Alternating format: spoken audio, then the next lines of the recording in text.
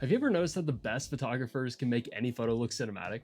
These three photos were taken in completely different environments, different lighting, different subject, different colors. Yet somehow they all feel cinematic. And there's a lot of photographers that want to attribute that to a preset or even like a camera's color science. But every single one of these images follows one simple rule. And once you understand it, you will never choose colors randomly again. I think one of the biggest reasons why photographers struggle to color grade is because they're trying to solve the wrong problem. See, they open up Lightroom and then they start moving things randomly around. They're trying to push something that feels good and maybe they do get lucky. But then they open up the next photo and then they're completely starting over. See, what most people don't realize is that every single cinematic photo follows a structure and every single color has a purpose. Every decision builds on the one before it, and it all starts with what I like to call the dominant color rule. Every cinematic image has one color that's in charge. Not 5, not 6, not even 2. In this image, it's the skin tones. In this image, it's the red on the rider. In this one, it's the yellow. Once you've identified the dominant color, every single color decision that comes after becomes so much easier. Because now you're not trying to edit every single color randomly in the photo. You're building everything around one visual anchor. Inside of my cinematic clarity system, this is actually rule number 1. Before I touch any color sliders, I ask one question. What color is already leading the image and directing attention to my subject? And I'll say that is my dominant color and everything else is going to get built around it. Now I want to show you practically what this looks like in real time in a real photo. So we're going to go into Lightroom and I'm going to break down this entire process, show you exactly what this looks like in real time. All right, so we've got this photo here and I know that this photo looks completely jacked up where it's like, okay, why is everything so saturated and like what in the world is going on here? But all that I've done is just like dial in the lighting. I've got everything dialed in within the tone curve where we got like this really aggressive S curve where like I get a lot of contrast. But when it comes to the color grading wheels, when it comes to the color mixer tab, nothing is done here. And so this is a great starting base for us. And I thought that this would be a great photo because we've got a lot of different contrasts going on. We've got some of the greens from the Monster logo.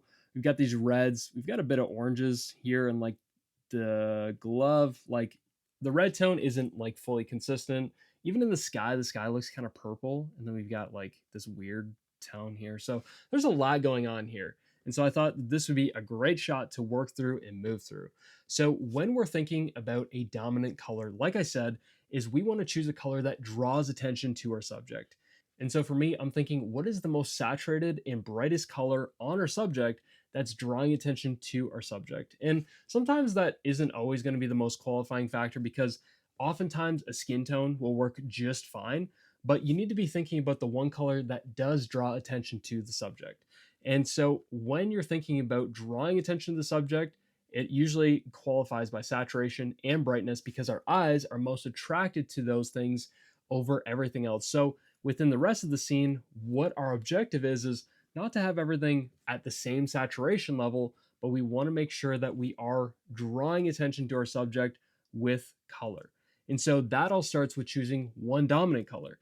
And so I'm going to choose this red tone because it's the most obvious choice. Maybe for another photo, it could be skin tones because those skin tones are like that one color on the subject when there's not other bright colors. So like I said earlier, once you choose one dominant color, this is going to help to identify where the rest of your colors in your photo need to go. And when I say that, it might seem kind of confusing still. So let me just walk through this with you. So when we choose our red tone, which is sitting somewhere like kind of over here, and so once we figure out where our red tone's sitting, now we need to figure out what's opposite on the color spectrum and say, is that color sitting in the scene? And the reason why we're asking that is because we want to create around a complementary color palette. And this isn't going to go for every single photo. This is just the easiest way to qualify exactly where to push your photo. Because there are 4 main color palettes that I personally use within my photos almost every single time, which is a complementary, split complementary, analogous, and monochromatic. Now, if you've never heard those terms before and they're completely new, then I want to give you something that will help break that down for you. And that is called the Cinematic Clarity System. That's completely free in the description below. You can go pick that up, but that will help run you through exactly what each one of those are. But for me, I'm trying to figure out where does this photo fit into and where does it align? So for me, I'm thinking, okay, if let's say, for example, the blue doesn't exist in the photo, then I can either push in that blue through the color grading wheels, like in a photo like this, where I actually just talked about in my last YouTube video. So if you're wondering how I created this look, You can go back to that video, but like I said, once I'm choosing that dominant color, I'm either going to push that in through the color grade, or I'm going to manage my color mixer tab in my HSLs to fit this color of the sky and every other color in the scene around this red tone to fit within this complementary or split complementary. And so for me, if my reds are sitting somewhere here on the color spectrum, that means my blues need to be in this teal tone. And so what I want to do though, before I ever get into managing all the other colors, I want to make sure that my red tone is cohesive throughout the entire red channel. So you can see, like I said, we've got a bit of like these orangey reds, and then we've got kind of like these pinky reds down in the bike. So I want to make this red channel all look like one red tone so that everything looks cohesive and not broken up. And so this is a process that I call grouping your colors. So what I'm going to do is I'm going to grab the red tone. I'm going to push that a little bit more towards the orange here, looking at the bike, and I'm going to grab the orange, push that more towards the red. And what I'm looking for is just to make sure that these tones right here that are looking more orange fit within this red tone right in here. So I'm going to grab the reds, push a little bit more towards that orange. And now what I'm going to do is I'm going to lower the luminance a little bit just to make sure that this red tone looks nice, deep, and full. I don't want it to look too washed out or anything. Okay, so I feel like that looks good. Now, like I said, if we want to create a complementary color palette, we need to fit these blues to look more teal. And right now, these blues are actually drawing too much attention away from the subject, because when you look at this photo, you're like, okay, I've got two colors that I'm trying to determine in my mind which one is most important. And you don't want a viewer to have to try and figure that out when they see your photo. And that's why all saturation is not created equal.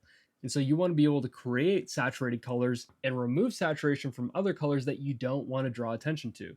So for me, I'm going to start pushing this blue a little bit more towards this teal, lower the saturation here, and then lower the luminance to create a little bit more drama.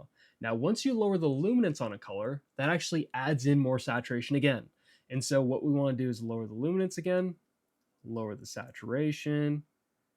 Perfect. Now we're getting this really nice teal tone, but it's kind of muted.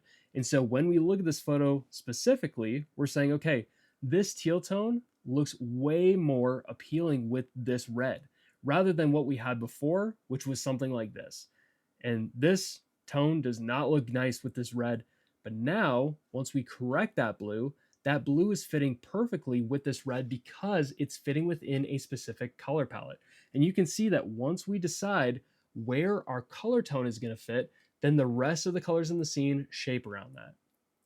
Now, what I'm noticing right off the bat is we are getting some purples in the scene. And so what I want to do is I want to shift these purples towards a blue. That's going to help to blend in with the scene. And then I'm going to desaturate those purples so that we're not getting too much bleed in this photo. Maybe we're getting a little bit of pink in here as well. So push these pinks more towards that red and then desaturate that color tone. Perfect. So now this photo looks extremely clean. Like, this is a photo that I would personally be okay shipping off. And the reason why this photo looks clean rather than what we had before, which was something like this, is because we actually fit it into a color palette. And I'm going to say this over and over until it gets into your mind. And so we've got our color tone, which is sitting somewhere in this red. We've got our sky sitting somewhere in this teal tone. And so now we've got opposite on the color spectrum. And if we wanted to, actually, we could almost consider having like some of these greeny yellow tones as a split complementary, which means that you have a color tone in the adjacent part of the color spectrum. So it kind of makes something like this triangle here. And so we've got kind of like this greeny yellow tone, which actually fits and looks good with the scene. All right, so the next time that you open up Lightroom, don't ask, what color should I add? Ask yourself, what color is in charge? And once you answer that question, every other color decision becomes so much easier. So that right there is the dominant color rule. If you enjoyed this video and you want to see more videos just like this, then I think you'll really like this video here. So I'll see you over there. All right, peace.